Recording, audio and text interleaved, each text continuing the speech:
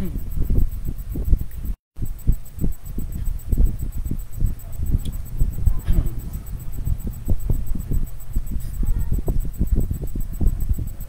hapon sa inyong lahat. Ito po si Herbert Curia, author, promoter ng Human Rights Promotions. Ang boses ng Human Rights Promotions sa malayang demokrasyang ito. Kakibat ang ating pananalig sa ating banal na Panginoon Diyos, banal na Panginoon sa Kristo at gabay ng kaliwanag ng banal Santa Maria mula sa isyong ating nakalap at iwapatay sa mabuting pamamahala, patas ng justisya at karapatang pantao.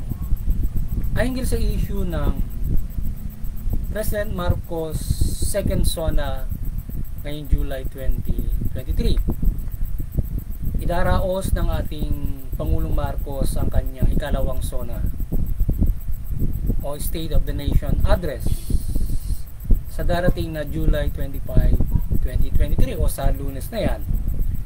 Ihahayag dito ng ating Pangulo ang kanyang achievements for the year at patuloy nitong serbisyong gagawin o pamamahala sa ating bansa, etc. etc. So, yun. So, pag so ito yung ating tinungyang topic ngayon, yung SONA 23 ng ating Pangulo ngayong darating na Lunes. So, mag-uulat ang ating Pangulo sa lipunang Pilipino dito sa ating bansa ng kanyang pamamahala of the year. Patuloy na gagawin pamala for the next 5 years pa. So sa ating pagtunghay sa pamahalaan ang ating sa administrasyong Marcos ay sa kanyang pamamahala sa buong taon mula peace and order ay kontrolado pa rin ang ating pamahalaan ng kaayusan sa ating bansa. Bagamat may mga kaguluhan at naglipa ng mga krimen pa rin.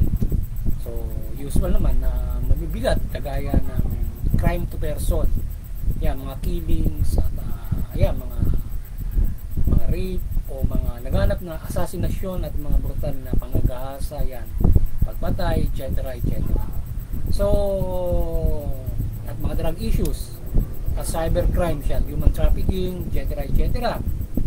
at mga police abuses, yun yung pinakamalala doon. So gayon man, maraming achievement at saka resolved cases ito ng ating maraming resolved cases din ng ating PNP dito sa mga kaguluhan nangyayari. Bagamat may nag-occur na ganitong klase ng mga krimen sa bansa, kagaya nga ng killings, assassinations, kaya mga naglipa ng brutal ng mga panggagasa, may pagpatay pa, nare-resolve ng ating PNP. So yun, control pa rin yung ating bansa o yung ating environment in facing crimes. So yun, marami achievements at ang ating personal pamahalaan upang ma-maintain nito ang peace and order, wika nga ay bumababa pa rin yung ating crime rate, even though ay kahit medyo may yung mga nag-uukor na yan, hindi pa rin mas mababa siya kaysa kukumpara doon sa mga nakaraan na calling sa PNP at nare-resolve nila yung mga kaso na ganyan. Yung iba ay patuloy na nasa nire-resolve kagaya noon sa Digamo, mga ganon, at iba't ibang mga cases na resolve naman yung mga ibang mga brutal killings yan. So nahuhuli yung mga salarin at nililitis, pinapakanagot sa batas. So sa issue ng insurgency naman ay maraming achievements din ng ating pamahalaan. Maraming nahuli o yung sa kanilang mga tactical offensives ay nagtatagumpay ang ating PNP at yung ating EAP, PNP o yung kanilang pinagsanib na persa. Ngayon man may mga paglabag pa rin sa karapatang pantao na dapat din ng ating Pangulo na ito ay matigil at ang administrasyon ay magkaroon mahusay na pagharap sa insurgency. So yun. So yung ating yung sa insurgency issues ay yung ating pamahalaan nakaka-achieve siya doon sa kanyang pagharap doon. So ang isang dyan ay yung meron pa rin marami pa rin human rights violations at maging doon sa nga rin may mga police abuse at human rights violation din doon sa common crime. So pagtuunan din ng ating pamahalaan bilang ating sila sa boses, yung mabuting pamamahala, tsaka patas na hostisya at karapatang matang. So pagtuunan ng ating pamahalaan na mapag-ibayo yung human rights na masunod ng PNP. So yung ating administrasyon Marcos, yung kanyang mabantayan in abiding human rights, yung ating PNP, AFP in combating insurgency and common crime. So sa ekonomiya ay patuloy na ibinango ng ating Pangulong Marcos ang bansa mula sa pagkalubog nito, mula dun sa pandemic nga. So nung magbukas tayo, medyo maramada na. So pagkikayat ng foreign investors at mga pangnegosyo sa bansa at pagkakaroon ng mahusay na proyekto na magbibigay ng trabaho at kung kagaya ng road and bridges project, train project sa mga iba't ibang mga infrastructure project ng pamahalaan na mag-uso sa bansa sa kaunlaran. So yun yung mga naging hakbangin ng ating Pangulo sa katutang ng foreign investment, yung mga pangnegosyo nga, at saka yung sa PPP, yung project, yung ating mga infrastructure project na nagbibigay ng trabaho with PPP na mga kaano ng ating gobyerno, kasosyo o katuwang para doon sa pagpapangunlad ng mga infrastructure. So nagbibigay ng maraming trabaho yun. Kagaya nga no, iba't ibang mga nabanggit natin ng mga proyekto sa infra at yung kanyang pagitayan sa mga foreign investment at iba't ibang mga kanyang ginagawa para makapagbigay ng trabaho sa ating bansa.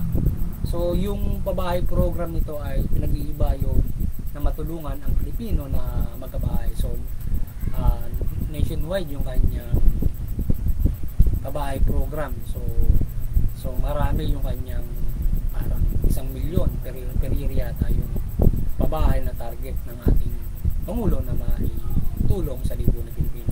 So nationwide, so maraming pabahay program yan. So sana bawat bayan yung mga nangangailangan doon matulungan ng pabahay. So yung mga informal settler yan sa syudad, sa probinsya, yung mga walang bahay. So matulungan sila pangunahin. At aside from that, yung mga mayroong yung iba na may bahay at may lupa, kailangan naman nila na matulungan para magkabahay. So maliban dito ay abala din ang DSWD sa social services nito na ayudahan ang mga pangangailangan ng mga ilang sektor at mga paglulunsad nito ng mga programa at pagpapatuloy ng serbisyo nito. So yun yung ating social services with DSWD. So doon sa kanyang pagtalaga kay sino nga ba yun, yung sa secretary ng DSWD ay yun, nag-iibayo siya doon sa kanya iba't ibang hakbangin para makapagbigay ng serbisyo ng DSWD. So yung DA o Department of Agriculture at saka DAR, Department of Agrarian Reform, ay mahusay ang naging serbisyo para matulungan ng sektor ng pagsasaka. So pinamumuno din ng ating Pangulo yan at mapaunlad ito at maging sustainable tayo dito sa ating agricultural na produksyon. So ang paglunsan nito ng Kadiwa bilang suporta sa ating mga kababayan na nasa laylayan ay mahalagang suporta ng ating administrasyon habang pinag-uunlad nito ang usad ng ating ekonomiya. So magandang nasabayan ng Kadiwa yung kanyang ginagawang paglunad na kung saan ay sa rising prices, iba't ibang inflation at iba't ibang usapin, at lalo ng mga kababayan natin na nasa informal ay o nasa laylayan nga o nasa poverty line ay nakakamenos na ayudahan sila doon sa Kadiwa na nalunsad ng ating Pangulo. So yun yung ilan sa mga achievements niya.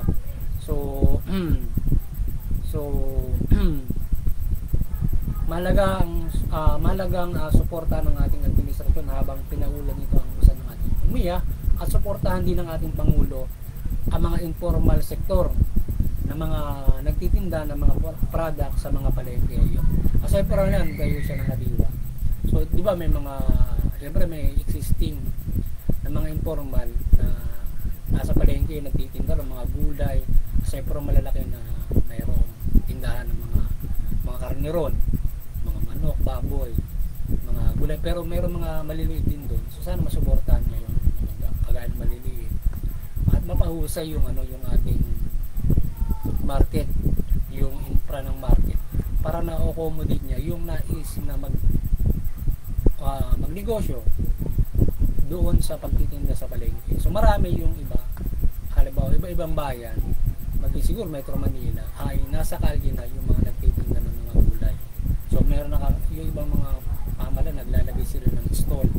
So ngayon gawa ng paraan yan ng national and local para ma-accommodate nila yung mga informal sector na nagtitinda ng mga gulay.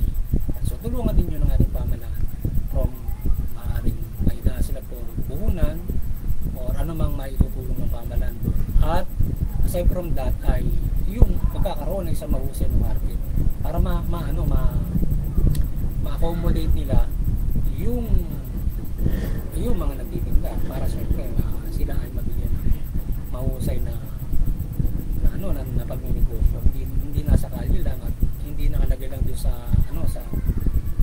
mga tabi ng kalye para doon ka magtitinda, maglalatag ka ng sako ron tapos titinda mo ron, diba? So rin yung ganung klase ng mga pagnenegosyo na dapat patulungan sila at least kahit yung mga mahusay na stall at magkaroon din ng magandang struktura aside from halimbawa pag minsan kasi apaw dun sa market na binibigay, so ito ng paraan. So ang pagtulong sa mga magsasaka na maibigay na ng libre ang lupang ibinahagi ng pamalaan ay malaking tulong sa mga benepisyaryo ng ating mga lupa under that. So yun yung bago na ginawa ng ating Pangulo. Kasi yung mga lupa na sinasabing binabahagi ito sa land reform, binabayaran ba lang nila yon ng mga benepisyaryo na pangunahin na binibigyan ng mga lupa. So ngayon yung dapat wasto yung ginawa ng ating Pangulo, ipinahingi na niya para kasi hinuhulugan nila, hindi na mahulugan. So pinahingi na yung mga lupa, pagkatapos so tulungan pa sila sa mga binhi. So pinakamagandang nagawa niya yon dahil nga sa hindi naman kayang bayaran talaga ng mga magsasaka, yung lupang ibibigay sa parang yung gobyerno ibinenta sa kanila yung mga lupa doon sa pangunahin ng mga at saka doon sa mga malalaking lupa na nasakop ng land reform. So babawasan sila, bibili ng gobyerno doon, ibabahagi doon sa magsasaka. Kaya lang hindi rin nila kayang bayaran yun. So kaya dapat totally doon sa batas na ipinutupad para ibigay lang yung yung mga existing na nakabahagi na. So siguro dapat i-reforma pa rin yun para ang gawing batas libre yung mga pamamahagi ng lupa doon sa mga dapat na bigyan ng mga lupa ng mga magsasaka na dapat na bahaginan o sa sektor ng pagsasaka. Dapat free na talaga siya, hindi yung kasi ang ginawa nila ay yung existing na million of hectares binigay nila for free na.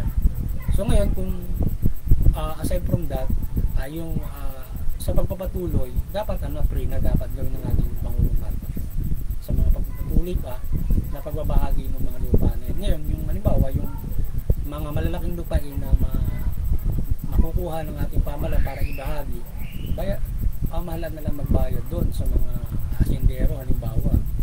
So generally umuusad tayo sa ating ekonomiya at ang social service ay mahusay sa pagtulong at ang lahat ng gabineting to o ahensya at ang pamahalaan ay mahusay naman sa kanyang trabaho. So ang pagpapahusay ng pamahalaan mula digitalizations ng pamahalaan sa iba't ibang presyente at mahusay na pamamahala ay mahalaga na isaayos ang ating Pangulong Marcos mula sa pagpapatuloy sa nakaraang administrasyon Duterte at mga administrasyon. So yun yung isa sa magandang naging bangin din ng Pangulo.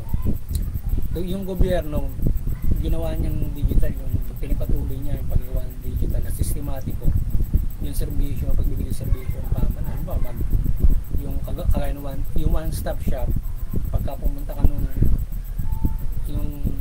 yung pagre-register ng business, pagka nag-ano ka agad, hindi ka na kung saan pupunta. Doon lang sa isang window, for how many days makukuha mo na. So mabilis ngayon. So ngayon, dinigitalize pa, computerize. So mabilis ngayon. So kahit yung una kasi, kahit pwedeng mano-mano yun, kaya na one stop, mabilis. Pero kung i-digitalize, mas lalo, mas mabilis yung proseso. At all over the government. So matagal na rin proyekto ng gobyerno yan, kaya lang hindi na-realize ng todo na makomputerize yung all over the government, mag-digitalize yan.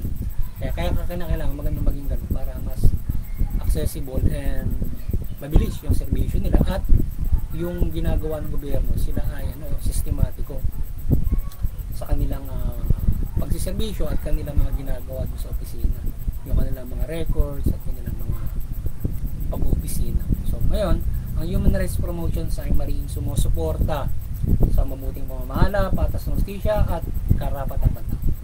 At ating boses sa ating Pangulo at pamahalaan ay maiting itong magpalakad at i-maintain ang equality in politics, economics, economy and social, civil and cultural issues and rights, at human rights and fair justice. So, naging fair sa human rights yan, at saka sa fair justice yan.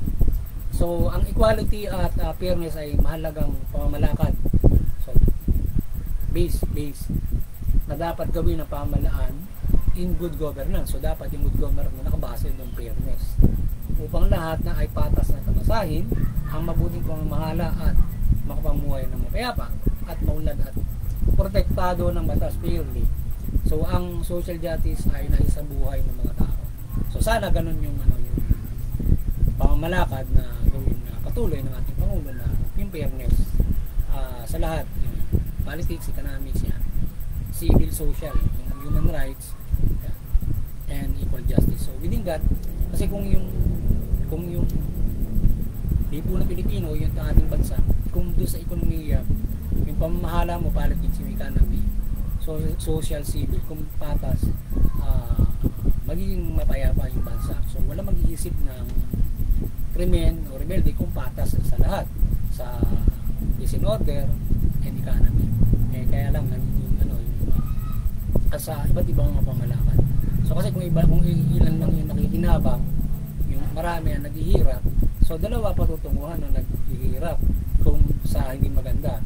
Yung either gumawa ng krimen or maging rebelde, gamit nila yung pamahalaan para pamahala nila yung gobyerno na gusto nila. So yun yung magiging hindi maganda kung ang pamamahala ay inequal.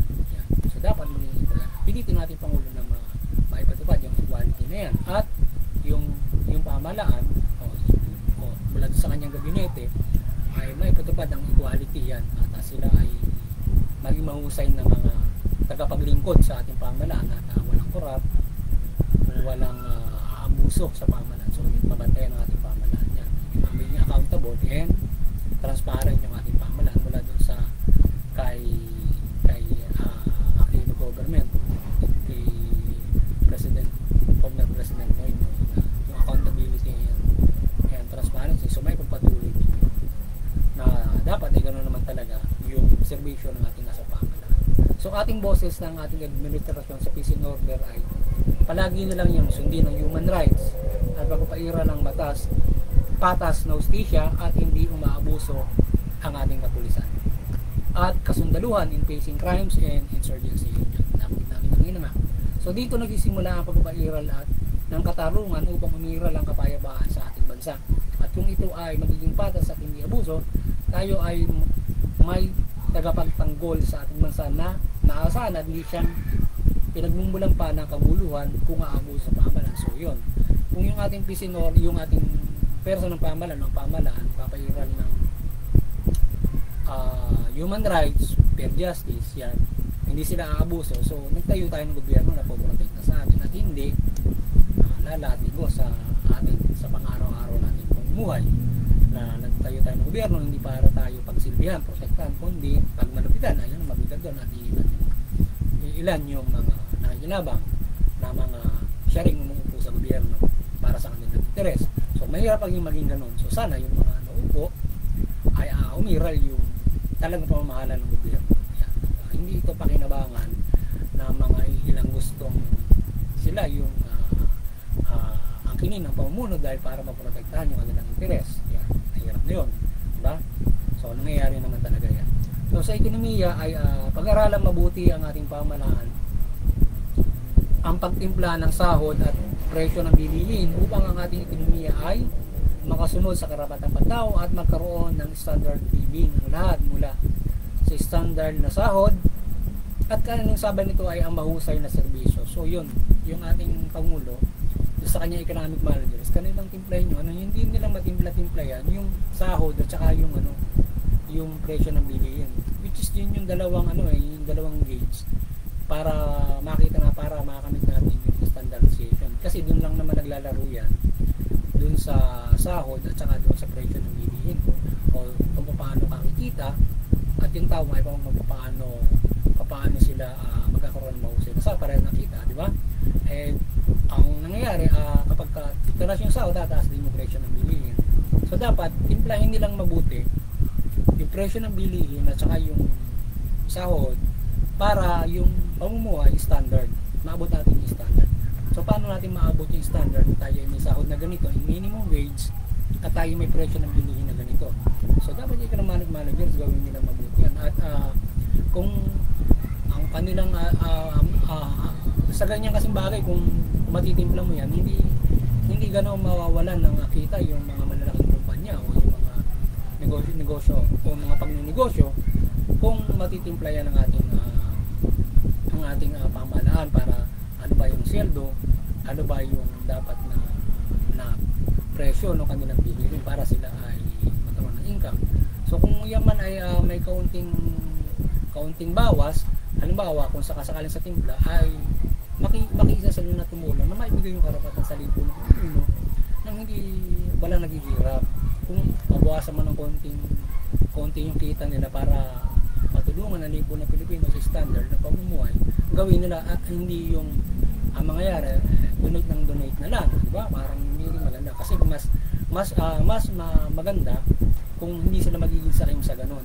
Kung konting bagay lang naman ang sakitan nila, ang mababawas, pero ang kapalit ay pagtulong mo doon sa iyong mga empleyado at sa lipunan ng Pilipino mamuhay na maayos. Wala kang makikitang gutom, squatter, mga problema, or lalong-lalo na gumawa sila ng krimen o pagrebelde.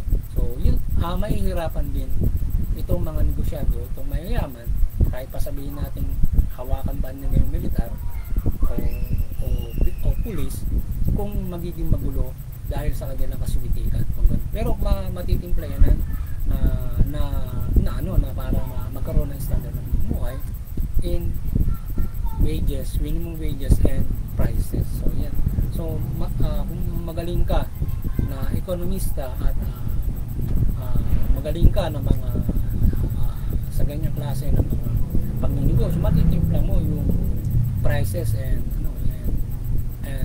wages nung doon pala sa isang negosyo and all over the Philippines. So paano tayo lusin yan? So yung minimum wage, dapat ito ay maabot sa standard na sahod na ating karapatan. Sa ngayon, makapamumuhay lahat ng mabuti. So di ba, basic, halimbawa standard living 40,000, halimbawa 40,000 lahat 40,000. So ngayon, paano ngayon yung produksyon para ito ay na bawat mga negosyo para ito ay kumita at ang prices, di ba? Na yung 40,000 makapamumuhay ka na maayos. So maging bagay lang yun, di ba? So ngayon, even kung madagdagan man yung produksyon mo, at least nakatutulong ka, pero yung kita mo ganun pa rin, di ba? So mas marami ang nabibili noong standard kaysa doon sa below standard o yung hindi sumasahod o kakunti ang kita, di ba? So ang sahod dapat ay makakapamuhay na may pamilya ang mga tao, hindi mabubuhay lang individual. So dapat ganun kasi kaya nga dapat standard, kasi kung yung minimum wage mo hindi ka makabubuhay ng pamilya, problema yan kasi marami talaga ang susibo na paghihirap at mga kaguluhan. Kasi nga everybody syempre wants to have family. Kapag nag-exist ka, mag-adult ka na, gusto mo magpamilya. Ngayon, kung minimum wage, kahit nga graduate ka na, sweldo ka minimum wage pa, graduate and not, yung iba may konti lang ang diferensya. So ngayon, paano kung may magpapamilya ang liit ng sweldo mo, di ba? Mahirap magpamilya ngayon kapag maliit ang sweldo mo. Ngayon ay yung upa mo sa bahay, kung wala kang bahay, yung pang-araw-araw mo gusto, di ba? So kaya kailangan standard para at least kaya mong magpamilya. Pwede kang at yung kakaiba yung servisyo ng gobyerno, pwede kang makapag-amortize ng bahay sa gobyerno at lower price, di ba? Diba sa pag-ibig fund at iba't ibang pabahay ng gobyerno doon sa sa may trabaho at walang trabaho, mga ganon, or nais na magkabahay, mga ganon mga bagay. Pero dapat kaya, di ba? Doon sa ating mga programa ng gobyerno sa mga pabahay na yan. Yan ang nagiging problema ng lipunan, kaya maraming naghihirap dahil sa wala si standard ng sahod na pwedeng makapagpamilya at trabaho para sa nason. At syempre, hindi full employment yung ating bansa. Yan ang isang malaking problema. Hindi full employment. At yung sinasabi nga raw na mismatch, halimbawa, depende sa industriya kasi dapat, kasi yung sinasabi mong mismatch, dapat kasi pinag-aaralan ng lipunan ng Pilipino ng ating pamahalaan kung halimbawa ano ang bibigay mong industriya, kasi usually kasi tinitrain kung halimbawa no read no rights, o paano mo bibigyan ng trabaho yon. So anong trabaho sa no read no rights, i-train mo yon para mabigyan mo ng trabaho sa anong industriya, di ba? Halimbawa ano ang kailangan ng ganitong business, so yung no read no rights, yung mag-graduates ng ganito, so dapat alam magandang mayroon agad silang employment na mapapatakan kung mahusay yung ating gobyerno in giving employment. So yan, mapag-aralan naman yan.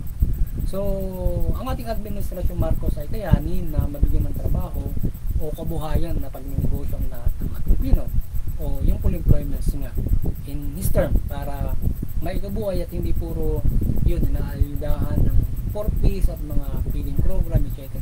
ayuda na maliban doon sa talagang dapat lang, halimbawa nagkaroon ng matinding inflation, siyempre kailangan talagang aayudan pa pala. Pero yung patuloy na pamumuhay, so kung hindi ka i-initiate yung gobyerno ng maraming trabaho, full employment, babagsak sa 4Ps yung mga Pilipino. Aside from talagang nagloko ka sa buhay mo, wala ka ng trabaho, wala ka na lahat, papataka mo talaga 4Ps yung sistemahan. Pero hindi naman minimal yan, gano'n, yung mga magtamad o kaya nagpil sa buhay dahil nga sa naging abusyo, etc.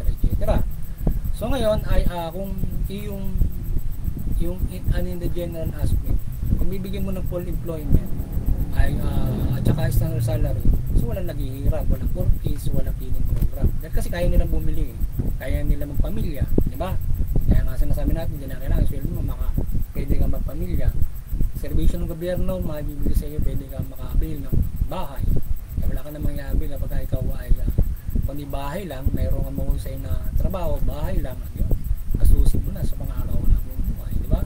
Maganda lang kasimple yan, pero kaya yun yung dapat na at iba't ibang serbisyo, halimbawa yung kalusugan yan, na bibigyan naman ng gobyerno na libre yung kalusugan, pabahay, yung mga bagay, di ba?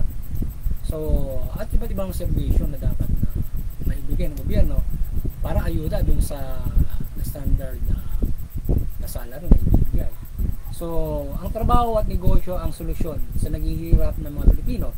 Kaya dapat magkaroon ng malaking negosyo, even MSMEs at large corporations or businesses to employ Pilipino in a work or magnenegosyo ang iba ng MSMEs business.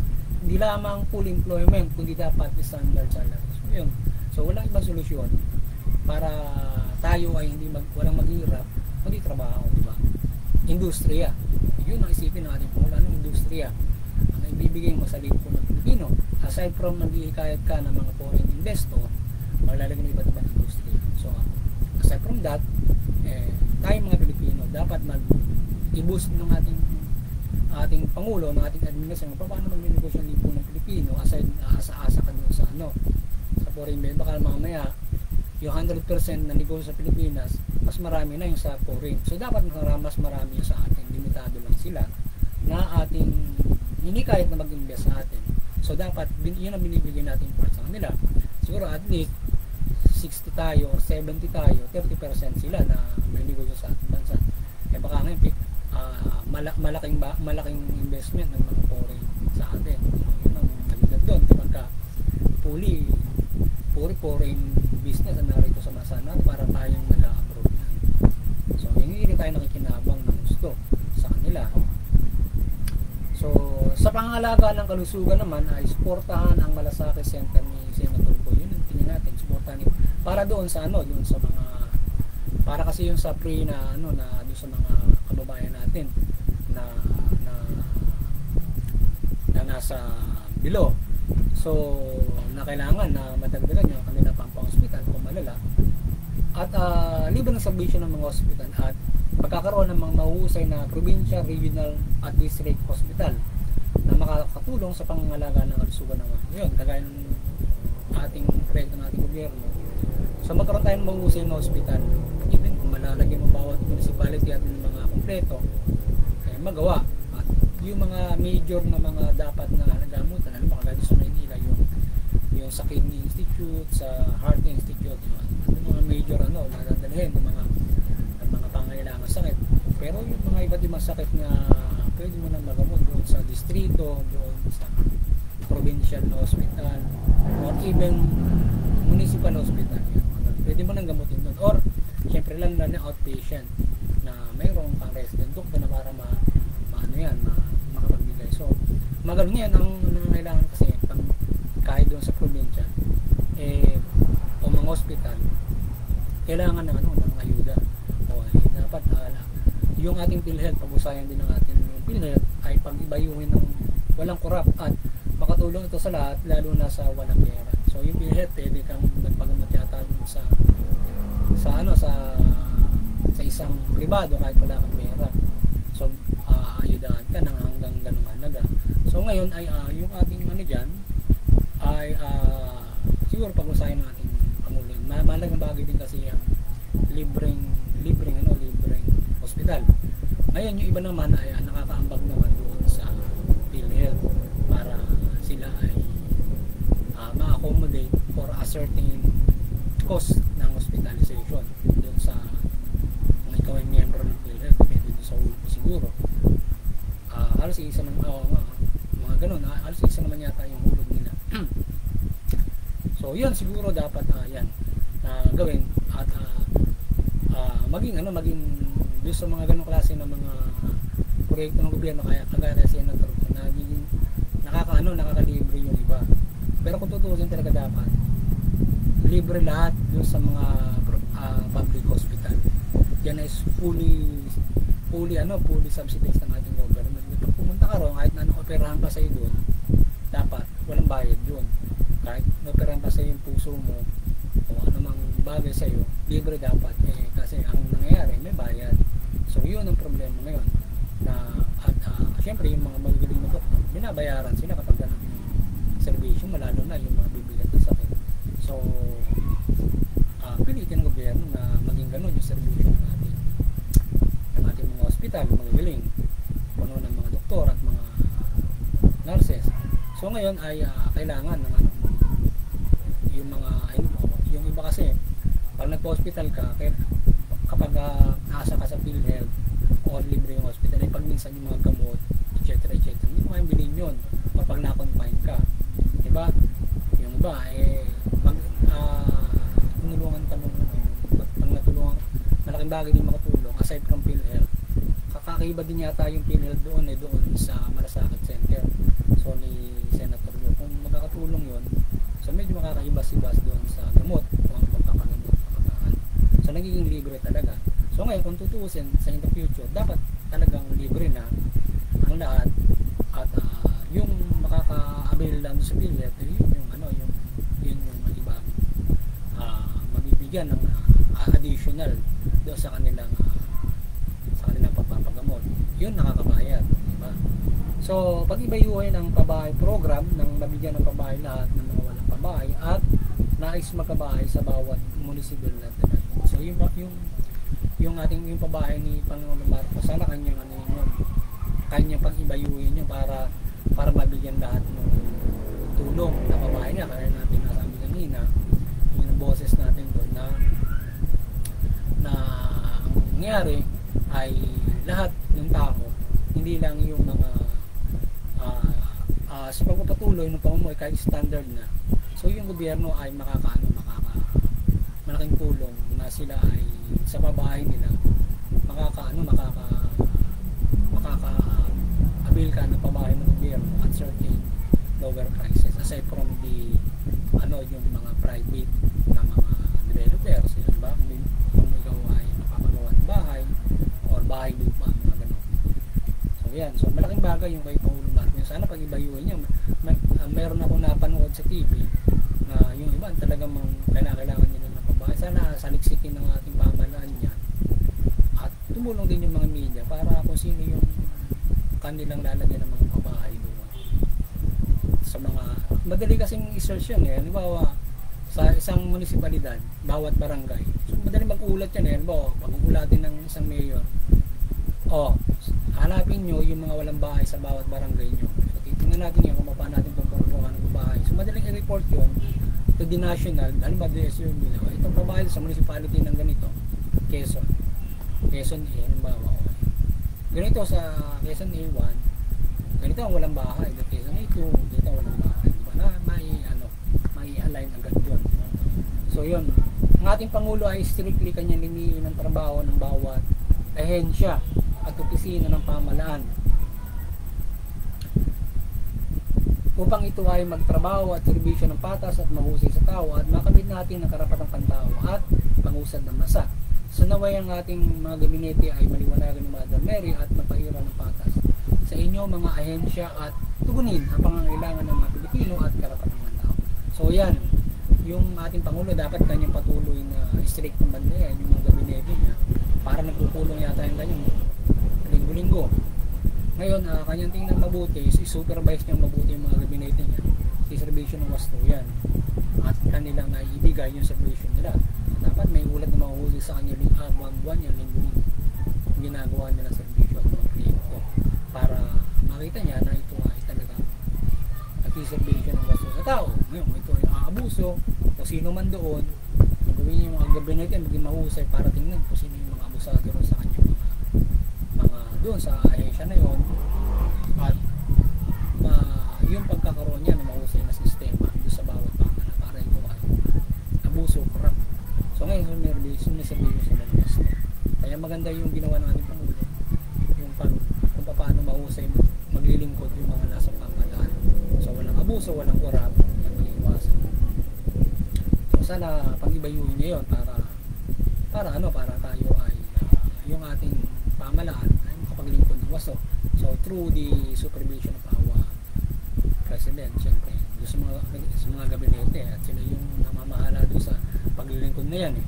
So ngayon kung yung hindi nyo matitingnan yung ginagawa ng isang gabinete, halimbawa DSWD at yung DSWD head, halimbawa hindi nyo nakikita yung mga tao niya, so yun, so dapat napag-uusapan nila kung ano problema dyan sa ahensya mo, ganun ba, ganyan.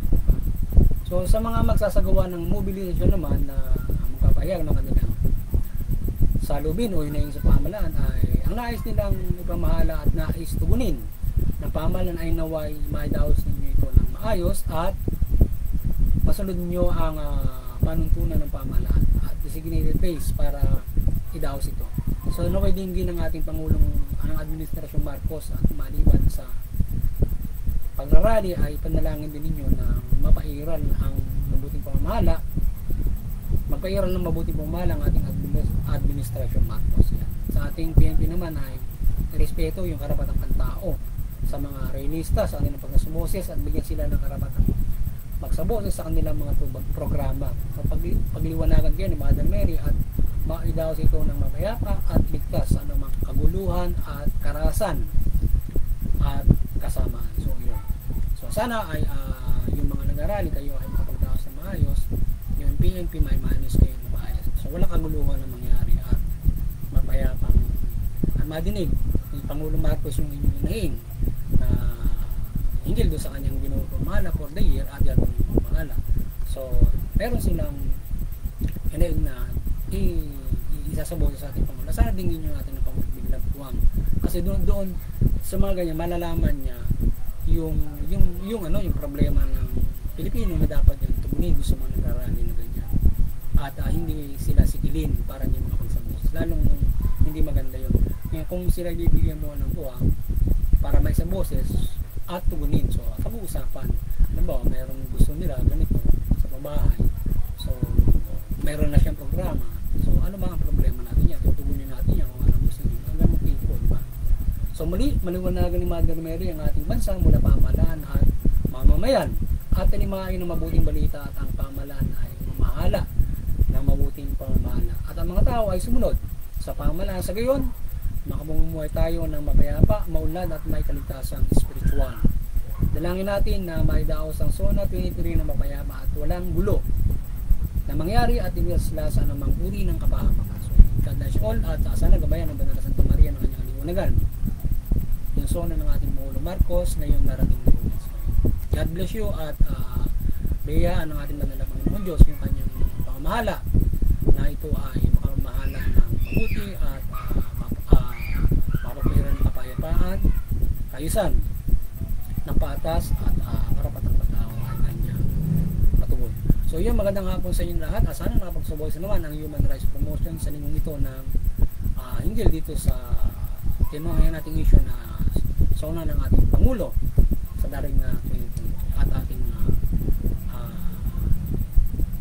pagtunghay sa kanyang pamamahala at ating boses sa kanyang laging pamamahala. Magandang hapon sa inyo lahat at God bless you.